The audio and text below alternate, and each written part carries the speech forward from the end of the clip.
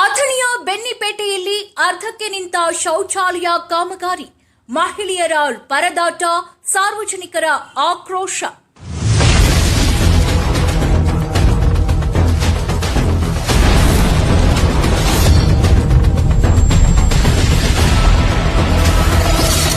ಬೆಳಗಾವಿ ಜಿಲ್ಲೆಯ ಅಥಣಿ ತಾಲೂಕಿನ ಪ್ರಮುಖ ವಾಣಿಜ್ಯ ಪ್ರದೇಶವಾದ ಬೆನ್ನಿಪೇಟೆಯಲ್ಲಿ ಸಾರ್ವಜನಿಕ ಶೌಚಾಲಯದ ವ್ಯವಸ್ಥೆ ಇಲ್ಲದೆ ಜನರು ಹೈರಾಣಾಗಿದ್ದಾರೆ. ಇಲ್ಲಿನ ಶಿವಣಗಿ ಕಾಂಪ್ಲೆಕ್ಸ್ ಹಿಂಭಾಗ ಹಾಗೂ ಜಿಮಾರ್ಟ್ ಎದುರಿಗೆ ನಿರ್ಮಾಣವಾಗುತ್ತಿದ್ದ ಶೌಚಾಲಯ ಕಾಮಗಾರಿ ಅರ್ಧಕ್ಕೆ ನಿಂತಿರೋದು ಸಾರ್ವಜನಿಕರ ಕೆಂಗಣ್ಣಿಗೆ ಗುರಿಯಾಗಿದೆ.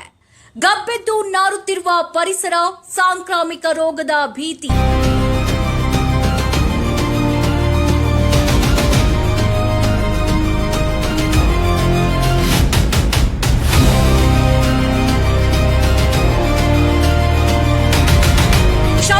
ಕಾಮಗಾರಿ ಅಪೂರ್ಣಗೊಂಡಿರೋದ್ರಿಂದ ಜನರು ಅನಿವಾರ್ಯವಾಗಿ ಅದೇ ಜಾಗದಲ್ಲಿ ಮೂತ್ರ ವಿಸರ್ಜನೆ ಮಾಡ್ತಾ ಇದ್ದಾರೆ. ಇದರಿಂದ ಇಡೀ ಪ್ರದೇಶ ಗಬ್ಬೆದ್ದು ನಾರುತ್ತಿದ್ದು ವ್ಯಾಪಾರಸ್ಥರು ಮತ್ತು ದಾರಿ ಹೋಕರು ಮೂಗು ಮುಚ್ಚಿಕೊಂಡು ಓಡಾಡುವ ಪರಿಸ್ಥಿತಿ ನಿರ್ಮಾಣವಾಗಿದೆ. ಮಳೆಗಾಲ ಸಮೀಪಿಸುತ್ತಿರೋದ್ರಿಂದ ಈ ಪ್ರದೇಶದಲ್ಲಿ ಮಲೇರಿಯಾ, ಡೆಂಗ್ಯೂ ಅಂತಹ ಸಾಂಕ್ರಾಮಿಕ ರೋಗಗಳು ಹರಡುವ ಭೀತಿ ಸ್ಥಳೀಯರನ್ನ ಕಾಡ್ತಾ ಇದೆ. ಮಹಿಳೆಯರ ಘನತೆಗೆ ಧಕ್ಕೆ. ಅತಿ ಹೆಚ್ಚು ಜನರು ಸಂಚರಿಸುವಂತ ಈ ಭಾಗದಲ್ಲಿ ಮಹಿಳೆಯರಿಗಾಗಿ ಪ್ರತ್ಯೇಕ ಶೌಚಾಲಯದ ವ್ಯವಸ್ಥೆ ಇಲ್ಲದಿರೋದು ಆಡಳಿತ ವ್ಯವಸ್ಥೆಯ ನಿರ್ಲಕ್ಷ್ಯಕ್ಕೆ ಹಿಡಿದಂತಹ ಕೈಗನ್ನಡಿಯಾಗಿದೆ. ಸರ್ಕಾರವು ಮಹಿಳೆಯರಿಗಾಗಿ 10 ಗ್ಯಾರಂಟಿ ಯೋಜನೆಗಳನ್ನು ಜಾರಿಗೊಳಿಸಿದ್ರು ಕನಿಷ್ಠ ಶೌಚಾಲಯದಂತ ಮೂಲ ಸೌಕರ್ಯ ಒದಗಿಸದಿರೋದು ಮಹಿಳಾ ಸುರಕ್ಷತೆ ಮತ್ತು ಘನತೆಯ ಪ್ರಶ್ನೆಯಾಗಿ ಪರಿಣಮಿಸಿದೆ ಎಂದು ಸಾರ್ವಜನಿಕರು ಆಕ್ರೋಶ ವ್ಯಕ್ತಪಡಿಸಿದ್ದಾರೆ. ಅಧಿಕಾರಿಗಳ ಕುರುಡುತನಕ್ಕೆ ಹೋರಾಟಗಾರರು ಆಕ್ರೋಶ. ಈ ಕುರಿತು ಮಾತನಾಡಿರುವ ಸಾಮಾಜಿಕ ಹೋರಾಟಗಾರರಾದ ಪ್ರವೀಣ್ ನಾಯಕ್, ಕೇಂದ್ರ ಮತ್ತು ರಾಜ್ಯ ಸರ್ಕಾರಗಳಿಂದ ಸ್ವಚ್ಛ ಭಾರತದ ಹೆಸರಿನಲ್ಲಿ ಕೋಟ್ಯಾಂತರ ರೂಪಾಯಿ ಅನುದಾನ ಬರ್ತಾ ಇದ್ರು ಇಲ್ಲಿ ಉಪಯೋಗಕ್ಕೆ ಬರ್ತಾ ಇಲ್ಲ. ಮಾಧ್ಯಮಗಳಲ್ಲಿ ಈ ಹಿಂದೆ ವರದಿಯಾದ್ರೂ ಅಧಿಕಾರಿಗಳು ಕುರುಡರಂತೆ ವರ್ತಿಸ್ತಾ ಇದ್ದಾರೆ. ಚುನಾವಣಾ ಸಮಯದಲ್ಲಿ ಆಶ್ವಾಸನೆ ನೀಡುವ ಜನಪ್ರತಿನಿಧಿಗಳು ಗೆದ್ದ ನಂತರ ಎತ್ತ ಮುಖ ಮಾಡ್ತಿಲ್ಲ ಅಂತ ಕಿಡಿಕಾರಿದ್ದಾರೆ. ಸ್ಥಳೀಯರ ಆಗ್ರಹವೇನು? ಅರ್ಧಕ್ಕೆ ನಿಂತಿರುವ ಶೌಚಾಲಯ ಕಾಮಗಾರಿಯನ್ನ ತಕ್ಷಣವೇ ಪೂರ್ಣಗೊಳಿಸಬೇಕು. ಮಹಿಳೆಯರಿಗೆ ಸುಸಜ್ಜಿತ ಮತ್ತು ಸ್ವಚ್ಛವಾದ ಶೌಚಾಲಯದ ವ್ಯವಸ್ಥೆ ಕಲ್ಪಿಸಬೇಕು. ಈ ಪ್ರದೇಶದಲ್ಲಿ ನೈರ್ಮಲ್ಯ ಕಾಪಾಡೋದಕ್ಕೆ ಪುರಸಭೆ ಕಟ್ಟುನಿಟ್ಟಿನ ಕ್ರಮ ಕೈಗೊಳ್ಳಬೇಕು. ಸಂಬಂಧಪಟ್ಟ ತಾಲೂಕಾಡಳಿತ ಹಾಗೂ ಜನಪ್ರತಿನಿಧಿಗಳು ಸ್ಥಳಕ್ಕೆ ಭೇಟಿ ನೀಡಿ ಪರಿಶೀಲನೆ ನಡೆಸಬೇಕು. ತಕ್ಷಣವೇ ಈ ಸಮಸ್ಯೆ ಬಗೆಹರಿಯದಿದ್ದರೆ ಮುಂಬರುವ ದಿನಗಳಲ್ಲಿ ವ್ಯಾಪಾರಸ್ಥರು ಮತ್ತು ಸಾರ್ವಜನಿಕರು ಒಟ್ಟುಗೂಡಿ ಪುರಸಭೆಯ ವಿರುದ್ಧ ತೀವ್ರ ಪ್ರತಿಭಟನೆ ನಡೆಸುವುದಾಗಿ ಎಚ್ಚರಿಸಿದ್ದಾರೆ. ಪ್ರತಿನಿಧಿ ಮಹೇಶ್ ಶರ್ಮಾ, ಜಸ್ಟ್ ಕರ್ನಾಟಕ ಟಿವಿ, ಅಥಣಿ. ಯಾವುದೇ ರೀತಿ ಒಂದು ಮೂತ್ರ ವಿಸರ್ಜನೆ ಮಾಡಲು ಶೌಚಾಲಯ ವ್ಯವಸ್ಥೆ ಇಲ್ಲ ಇದ್ರೂ ಕೂಡ ಅಲ್ಲಿ ಸ್ವಚ್ಛತೆಯನ್ನು ಕೂಡ ಇಲ್ಲ.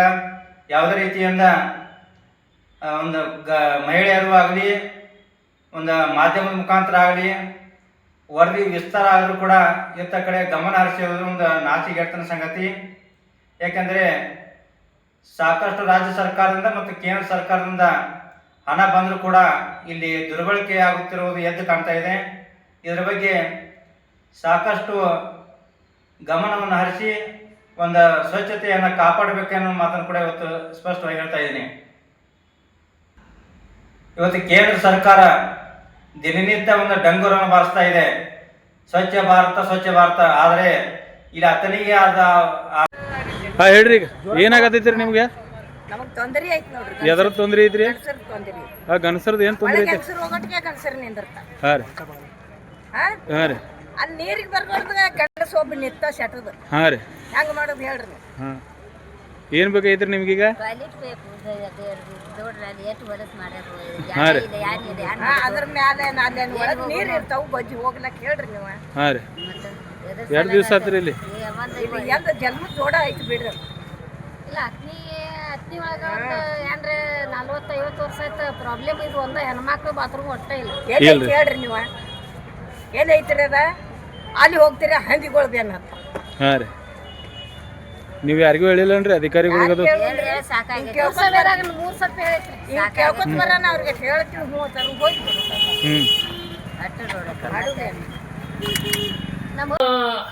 ಮಹಿಳೆಯರು ಬರ್ತಾರೆ ವ್ಯಾಪಾರಕ್ಕಾಗಿ. ಈಗ ರೈತ ಮಹಿಳೆಯರು ಬರ್ತಾರೆ ವ್ಯಾಪಾರಕ್ಕಾಗಿ, ಆ ನೆರೆಹೊರೆಯ ಏನು ಮಹಿಳೆಯರು ಬರ್ತಾರೆ ಅವರಿಗೆ ಮೂತ್ರ ವಿಸರ್ಜನೆ ಮಾಡಲಿಕ್ಕೆ ಇಲ್ಲಿ ಅವಕಾಶ ಯಾವುದೇ ಸ್ಥಳ ಇಲ್ಲ. ಸುಮಾರು ವರ್ಷಗಳಿಂದ ಇದರ ಸಲುವಾಗಿ ಹಲವಾರು ಪತ್ರಿಕೆಗಳಲ್ಲಿ ಹಾಗೂ ಮಾಧ್ಯಮಗಳಲ್ಲಿ ಪ್ರಸಾರವಾದರೂ ಸಹ ಇಲ್ಲಿನ ಅಧಿಕಾರಿಗಳು ಮತ್ತು ಜನಪ್ರತಿನಿಧಿಗಳು ಯಾಕೆ ಸುಮ್ಮನಿದ್ದಾರೆ ಗೊತ್ತಾಗ್ತಾ ಇಲ್ಲ. ದಯಮಾಡಿ ನಾನು ನಮ್ಮ JDS ಪಕ್ಷದ ಪರವಾಗಿ ತಮಗೊಂದು ವಿನಂತಿ ಮಾಡ್ಕೋತೇನೆ. ಏನು ಮಹಿಳೆಯರಿಗೆ ಸಲುವಾಗಿ ಏನು ನೀವು ಗೃಹಲಕ್ಷ್ಮಿ ಕೊಡ್ತೀರಿ 2 ಲಕ್ಷ ರೂಪಾಯಿ, ಬಸ್ ಫ್ರೀ ಕೊಡ್ತೀರಿ, ಮೂತ್ರ ವಿಸರ್ಜನೆ ಮಾಡಲಿಕ್ಕೆ ಅವ್ರಿಗೆ ಯಾಕೆ ಅವಕಾಶ ಮಾಡಿ ಕೊಡುವುದಿಲ್ಲ? ಅದರ ಸಲುವಾಗಿ ನಾನು ನಿಮಗೆ ಮತ್ತೊಮ್ಮೆ ಆಗ್ರಹ ಮಾಡ್ತೇನೆ. ಬೆಣ್ಣೆಪೇಟೆಯಲ್ಲಿ ಏನು ಈಗ ಮೂತ್ರ ವಿಸರ್ಜನೆ ಮಾಡಲಿಕ್ಕೆ ಏನು ಅವಕಾಶ ಇಲ್ಲ, ಜಾಗ ಇಲ್ಲ. ಇನ್ನು ಹೆಚ್ಚು ಸುದ್ದಿಗಳನ್ನ ವೀಕ್ಷಿಸಲು ಈ ಕೂಡಲೇ ನಮ್ಮ ಜಸ್ಟ್ ಕರ್ನಾಟಕ ಟಿವಿಗೆ ಸಬ್ಸ್ಕ್ರೈಬ್ ಮಾಡಿ.